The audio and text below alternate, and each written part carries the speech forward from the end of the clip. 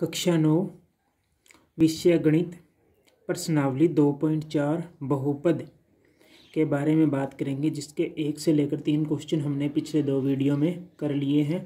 अब question number 4 की बात करते हैं। क्वेश्चन नंबर 4 में कहा है गुणनखंड ज्ञात कीजिए। हमारे पास में जो कोई बहुपद दिया होगा उसका हमें गुणनखंड ज्ञात करना है कि गुणनखंड ज्ञात कीजिए। जैसे हमारे पास में पहला क्वेश्चन दे रखा 12x² माइनस 7x प्लस 1। ये हमारे पास में एक बहुपद है और हमें इस बहुपद का गुणनखंड ज्ञात करना है कि गुणनखंड विधि से। ठीक है, तो सबसे पहले गुणनखंड ज्ञात करने के लिए हमें थोड़ा सा ध्यान देने वाली बात है कि क्या क्या चीज़ ध्यान में होनी चाहिए, किस तरीके से गुणनखंड ज्ञात करना है। जब भी गुणनखंड ज्ञात करना है तो आपको इस प्रकार एक समीकरण दी होगी, जिसमें देखना होगा आपको क्या, एक तो पहला पद लेना है, एक अंतिम पद लेना है। एक तो लेना है पहला पद और एक लेना है अंतिम पद। देखो पहला पद क्या है, पहला पद कितना है 12 है और अंतिम पद कितना है 1 है। इन दोनों को तो गुणा करना है, पहले और अंतिम को गुणा करना है। तो 12 को 1 से गुणा किया, कितना आया 12। ठीक है, और ये हमें कैसे प्राप्त हुआ, गुणा करने पर। ये हमें कैसे प्राप्त हुआ, गुणा करने पर। तो 12 को 1 से गुणा किया, 12 पहला पद लिया और मैंने कौन सा पद लिया है, अंतिम पद लिया है। ठीक है, उसके बाद में क्या करना है, बीच वाला पद देखना है। माइनस के चिन्ह को एक बार आप छोड़ दो, पहले बीच वाले पद को देखो। बीच वाला पद कितना है, 7 है ना संख्या में, तो हमें प्लस का चिन्ह लगाकर यहाँ पर 7। ठीक है, इसका मतलब है कि हमें ऐसी संख्या ज्ञात करनी है जिन्हें गुणा करने पर 12 आना चाहिए और जोड़ने पर कितना आना चाहिए, 7 आना चाहिए। भी ऐसी संख्या ज्ञात करनी है जिन्हें गुणा करने पर तो 12 आना चाहिए और जोड़ करने पर हमारे पास में कितना आना चाहिए, 7 आना चाहिए। तो हमें वो संख्या ज्ञात करनी है। ये 12 और 1 कैसे है, पहला पद मैंने 12 लिखा है, अंतिम पद मैंने 1 लिखा है, दोनों की गुणा की है। ठीक है, और यहाँ पर जो बीच वाला पद लिखा है, अब इसको कैसे हल करते हैं। देखो 12 कैसे कैसे आ रहा है, गुणा करके देखते हैं। जैसे मैंने 1 है, 1 को मैंने 12 से गुणा किया तो हमारे पास में 12 आ गया। ठीक है, अब दूसरा मैंने ले लिया 2 की किससे गुणा करूं कि 12 आ जाए, तो 2 को अगर मैं 6 से गुणा करूं तो कितने आते हैं, 12। अब तीसरा क्या लूं, 3 को किससे गुणा करूं, 4 से, 4 दिए क्या आ गए 12। वापस लूँगा 4 को 3 से करूँगा तो वो तो एक ही बात होगी। ठीक है, फिर अगर मैं 5 को करूँगा तो भी वो भी एक ही बात हो जाए। 5 का तो होता ही नहीं है 12 से गुणा, 5 को ऐसी कोई संख्या से गुणा करेंगे वो 12 आता ही नहीं। तो मतलब कि ये 3 संख्या हैं जिनसे गुणा करने पर हमें 12 प्राप्त हो रहा है, हमें 12 ही चाहिए। ठीक है, तो तीनों में 12 प्राप्त हो रहा है। अब इनमें देखना है कि कौन सा गुणनखंड होगा, तो हमें ध्यान देना है हमें यहाँ कितना चाहिए, 7 चाहिए। तो इनमें देखो इसमें 12 प्राप्त हो रहा है, क्या जोड़ने और घटाने पे हमें 7 आ रहा है क्या। देखो 12 में 1 जोड़ा 13, 12 में से 1 घटाया 11, मतलब 7 नहीं आ रहा दोनों कंडीशन में, तो ये नहीं होगा। अब इसमें देखो 6 में 2 जोड़ा कितना 8, हमें कितना चाहिए 7। 6 में से 2 घटाया कितना आया 4, हमारे पास में 7 नहीं आया, तो हमें ये भी नहीं लेना है। अब तीसरा देखो 3 में 4 जोड़ा कितना आ गया 7 आ गया। ठीक है, चाहे जोड़ने पे है चाहे घटाने पे, दोनों में एक कंडीशन में है। 3 में 4 जोड़ा हमारे पास में कितना आ गया 7 आ गया, मतलब कि 7 आ गया और दोनों को गुणा करने पर कितना 12। तो मतलब कि ये पद होगा, वो पद कितने होंगे 3 और 4 होंगे, 3 और 4, इनको ध्यान रखना। ठीक है, आगे बताता हूँ क्वेश्चन में। देखो क्वेश्चन मैंने रिपीट किया 12x² माइनस 7x प्लस 1। ठीक है, तो 12x² माइनस, अब हमने पद कौन से लिए थे, एक तो लिया था 3 और एक लिया था 4, दोनों को जोड़ने पे 7 प्राप्त हो रहा था ना। ये माइनस बाहर है, मैंने ब्रैकेट लगा दिया। ठीक है, बाहर माइनस है इसलिए, तो ये हो जाएगा 3x प्लस 4x। क्या हो जाएगा 3x, इनके साथ में x लग जाएगा क्योंकि 3x और 4x को जोड़ेंगे तो 7x आ गया। ठीक है, तो ये 7x आ गया। अब आगे इसको हल करेंगे तो 12x², इस माइनस को 3x से गुणा किया माइनस का 3x, फिर इस माइनस को प्लस से गुणा करेंगे तो माइनस होता है, प्लस और माइनस की गुणा माइनस, फिर 4x प्लस का 1। अब क्या करना है, जो ये पहले 2 पद दे रखे ना, ये 2 पद, इन दोनों पदों में कॉमन लेना है कि कॉमन क्या आ रही है। कॉमन मतलब कि ऐसी संख्या लेनी है जिसमें दोनों का भाग चला जाए। ठीक है, तो देखो 12 में किसका भाग जा रहा है, 3 का भाग इसमें जा रहा है और 3 का भाग इसमें भी जा रहा है, ठीक है। तो 12 में 3 का भाग जा रहा है, 12 में 3 का भाग जा रहा है और इसमें भी 3 का भाग जा रहा है, दोनों में सेम संख्या का भाग जा रहा है, इसलिए मैंने बाहर 3 ले लिया। अब देखो x की स्क्वायर है, यहाँ x है, तो x का भाग इसमें भी जा रहा है और x का भाग इसमें भी जा रहा है, तो मैंने x ले लिया। मतलब हमारे पास में पूरी संख्या क्या आ गई, 3x आ गई। अब 3x का इसमें 12 में भाग देंगे, पहले 3 का 12 में भाग दिया, कितना आया 4। x का x की स्क्वायर में भाग देंगे तो 1x कट जाएगा, तो 1x बचेगा, वो यहाँ आ गया। फिर माइनस का चिन्ह है, ये पूरी संख्या 3x है, ये पूरी संख्या 3x है। अब 3x में 3x का भाग देंगे तो हमारे पास में क्या आएगा, 1 आएगा, ठीक है। अब ध्यान देने वाली बात यह है, जो ये संख्या यहाँ बनी है वही संख्या यहाँ बनेगी, सेम संख्या बनेगी। कैसे बनेगी, अब देखो इनमें से ऐसी क्या संख्या कॉमन है कि ये संख्या बन जाए। तो ये 4x है माइनस के, तो हमें यहाँ 4x किसके चाहिए, प्लस के, तो हमने यहाँ -1 कॉमन ले लिया, तो ये हो गया प्लस का, और जो बाहर माइनस है तो ये प्लस वाली संख्या क्या हो जाएगी, माइनस की। तो ये हमारे पास में क्या गया, 1। अब देखो एक पद ये हो गया, 2 पद हो गए ना दोनों समान, इन दोनों में से एक हमने बाहर लिख लिया, ठीक है। अब इन दोनों को लिखो, 3x माइनस का 1, तो 3x माइनस का 1 आ गया। ये था क्वेश्चन नंबर 1। अब दूसरा क्वेश्चन करेंगे तो आपको ज़्यादा समझ में आएगा। देखो क्या दे रहा है, 2x की स्क्वायर प्लस 7x प्लस 3, ये हमारे पास में दे रखी थी, ठीक है, संख्या दे रखी है और हमें गुणनखंड करनी है इसके, ठीक है। तो मैंने अभी बताया था पहला पद और अंतिम पद इन दोनों को क्या करना है, गुणा करना है। तो 2 को 3 से गुणा करो, पहला पद और अंतिम पद क्या है, पहला 2 है, अंतिम पद कितना है 3, गुणा किया कितना आया 6 आ गया, ठीक है। ये तो हमें कैसे प्राप्त हुआ, गुणा करने से। और जोड़ के लिए कितना चाहिए हमें, जोड़ बीच वाला कितना है 7, मतलब कि जोड़ने पे हमें कितना आना चाहिए, 7 आना चाहिए। ऐसी कोई संख्या जिन्हें गुणा करने पर तो हमारे पास में 6 आ जाए और जोड़ने पर कितना आ जाए, 7 आ जाए, तो हमें वो संख्याएं ज्ञात करनी है। तो सबसे पहले हम वही इसके मतलब 6 के गुणनखंड करके देखेंगे कि क्या क्या आता है। तो सबसे पहले जैसे मैंने गुणा किया कि मैं करता हूँ 1 को किससे गुणा करूँ, 6 से गुणा कर दूँ। 1 को 6 से गुणा किया कितना आया 6। अब 2 को किससे गुणा करूँ कि 6 आ जाए, 3 से गुणा कर दिया, तो 2 को 3 से गुणा कर दिया 6 आ गया, ठीक है।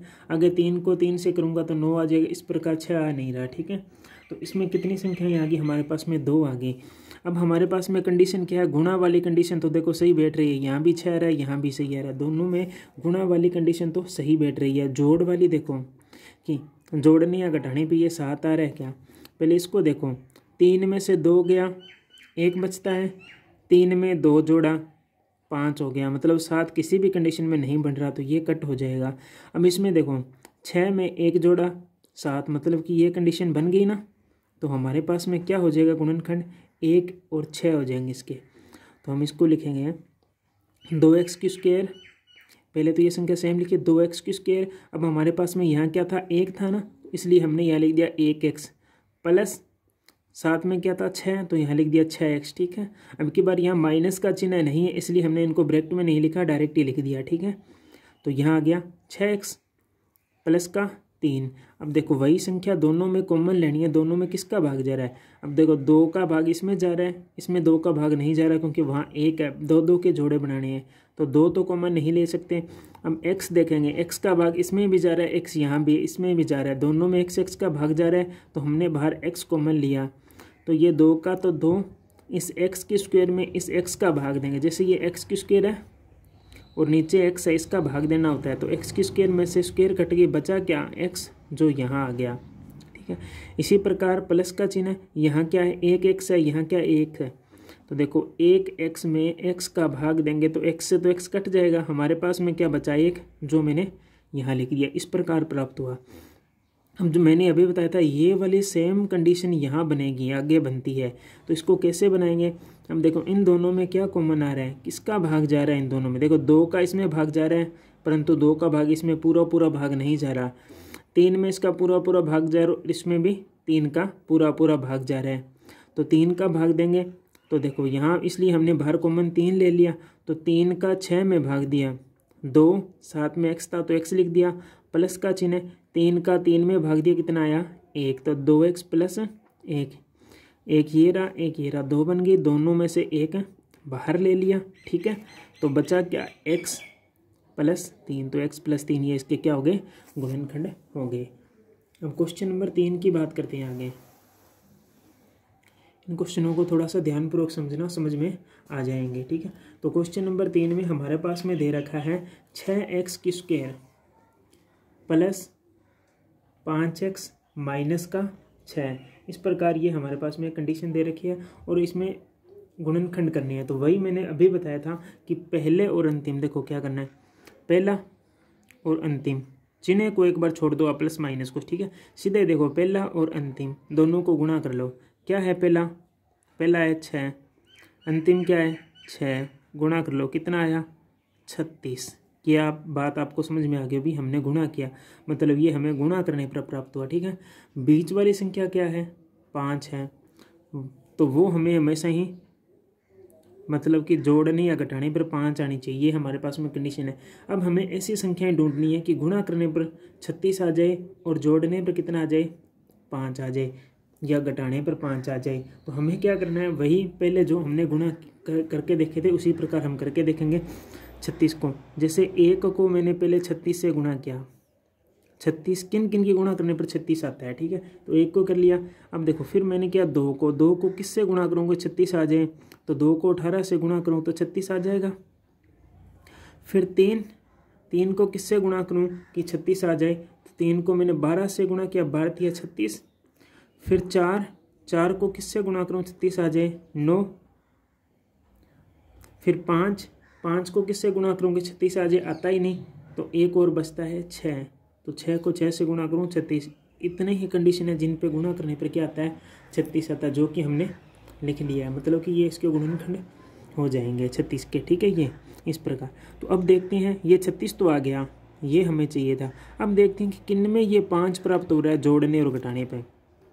देखो 36 में 1 जोड़ा 37, 36 में से 1 घटाया 35, मतलब कि ये कंडीशन तो नहीं होगी।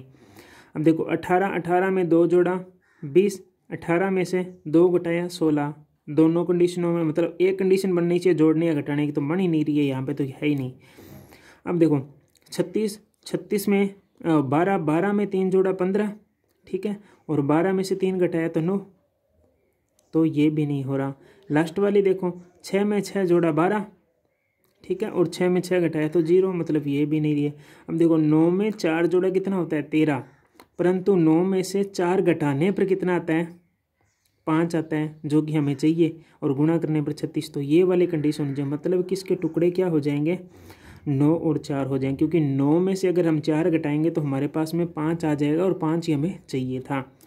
तो हम लिखेंगे 6x² प्लस 5x माइनस 6, तो 6x², यहाँ पे हमारे पास में 9 है, तो 9x घटाना क्या था 4, तो 4x, साथ में x लगा दिया, माइनस का 6, ठीक है। अब वही दोनों में कॉमन क्या लेना है, किसका भाग जाता है, इसमें 3 का भाग जाता है, इसमें भी 3 का भाग जाता है, तो बाहर 3 कॉमन ले लिया। x² में मतलब x का भाग जाता है, इसमें भी x का भाग जाता है, तो बाहर x कॉमन ले लिया, ठीक है। तो 6 में 3 का भाग दिया 2 आ गया, x² में x का भाग दिया तो x आ गया, प्लस का चिन्ह, 3 का 9 में भाग दिया 3 आ गया, x में x का भाग दिया 1 आया, 1 की 3 से गुणा करने पर 3 ही आता है। अब जो ये बना है वो यहाँ बनाना है। कैसे बनेगा, देखो दोनों में पहले तो देखो कॉमन क्या आ रहा है, किसका भाग जा रहा है, इसमें भी 2 का भाग जा रहा है, इसमें भी 2 का भाग जा रहा है, परंतु ये दोनों तो है माइनस के, हमें यहाँ चाहिए दोनों प्लस के, इसलिए हमने क्या किया बाहर माइनस कॉमन ले लिया और साथ में 2 का 2 कॉमन ले लिया। तो देखो ये माइनस कॉमन ले लिया तो यहाँ संख्या प्लस की आएगी। अब देखो इस 2 का 4 में भाग दिया कितना आया 2, साथ में x था तो x लिख दिया, ये माइनस और ये माइनस गुणा करके प्लस हो गया, ठीक है। और अब इस 2 का 6 में भाग दिया तो कितना आया 3, ये हमारे पास में कंडीशन बन गई। अब इन दोनों में से एक को लिखना होता है, तो इन दोनों में से हमने एक को लिखा 2 + 3 2x + 3, और इनको साथ में लिख दिया 3x माइनस का 2, तो ये हमारे पास में इसके गुणनखंड हो गए। अब बात करते हैं इसी प्रकार क्वेश्चन नंबर 4 की। तो 3x² माइनस x माइनस 4 ये है। तो मैंने अभी बताया था पहले और अंतिम को क्या करना है गुणा करना है। तो मैंने पहला क्या था 3, अंतिम क्या है 4, दोनों को गुणा कर लो कितना आया 12। जोड़ने पर क्या आना चाहिए मतलब कुछ नहीं है, तो इसका मतलब यहाँ 1 माना जाता है। तो जोड़ने पर, गुणा करने पर तो 12, जोड़ने पर क्या आता है 1। ठीक है, ये हमारे पास में कंडीशन बननी चाहिए। ऐसी कौन सी संख्या है जो ऐसा करने पर प्राप्त होती है? तो देखो 12 कैसे प्राप्त होता है, तो मैंने 1 को 12 से गुणा किया 12। ठीक है, अब 2 को किससे गुणा करूँ कि 12 प्राप्त हो जाए 6 से, तो 12। 3 को 4 से गुणा करूँ तो 12। और कोई कंडीशन में 12 प्राप्त हो रहा है क्या? और तो कोई कंडीशन में शायद 12 प्राप्त नहीं हो रहा गुणा करने पर। ठीक है, तो मतलब 4 को 3 से करूँ तो वो तो एक ही बात होगी। ठीक है, अब देखो ये 12 प्राप्त हो गया। इनमें देखो अब जोड़ने या घटाने पे 1 किस में प्राप्त हो रहा है? 12 में 1 जोड़ा 13, मतलब 1 नहीं आ रहा। 12 में से 1 घटाया 11, मतलब 1 नहीं आ रहा, तो ये कंडीशन नहीं है। 6 में 2 जोड़ा 8, 6 में से 2 घटाया 4, मतलब कि ये कंडीशन नहीं है। 4 में से 3 गया 1, मतलब कि ये कंडीशन आ गई। 4 में से 3 गया 1, आ गया ना। तो 4 में से 3 गया, मतलब 4 में से 3 घटाना है तो इसके गुणनखंड होंगे। तो हमने लिखा 3x की स्क्वायर, यहाँ माइनस है तो माइनस ब्रैकेट इसलिए लगा है क्योंकि यहाँ माइनस का चिन्ह है। ठीक है, तो ब्रैकेट स्टार्ट। क्या किया था यहाँ पर? 4 में से 3 घटाया था, तो हमने लिखा 4x minus 3x, 4x minus 3x, क्योंकि यहाँ पे 4 में से 3 को घटाया था। ब्रैकेट बंद माइनस का 4। ठीक है, तो 3x की स्क्वायर, इस माइनस का ब्रैकेट खोलेंगे तो माइनस का 4x हो जाएगा, minus minus plus 3x minus का 4x। ठीक है, अब इन दोनों में कॉमन लेना। कॉमन क्या रहा है? कोई भी चीज़ नहीं आ रही। x आ रही है, x इसमें, x इसमें, तो x कॉमन ले लिया। तो यहाँ हमारे पास में 3 बचा, x का x की स्क्वायर में भाग दिया तो x आ गया। फिर माइनस का चिन्ह है, इस x से ये x कट गया, भाग देने पर बचा क्या 4, तो 4 आ गया। प्लस, अब यही टर्म सेम बननी है, ये तो बनी हुई है, इसलिए हमने यहाँ पर प्लस का 1 लगा दिया, प्लस 1 कॉमन लिया तो ये सारी संख्या आ गई 3x माइनस 4। ठीक है, ये दोनों संख्या सेम थी तो 1 बाहर ले ली। ठीक है, x प्लस 1 इन दोनों को साथ में लिख दिया। ये था क्वेश्चन नंबर 4। वीडियो अगर अच्छा लगे तो वीडियो को लाइक करें, चैनल को सब्सक्राइब करें और वीडियो को ज़्यादा से ज़्यादा शेयर करें।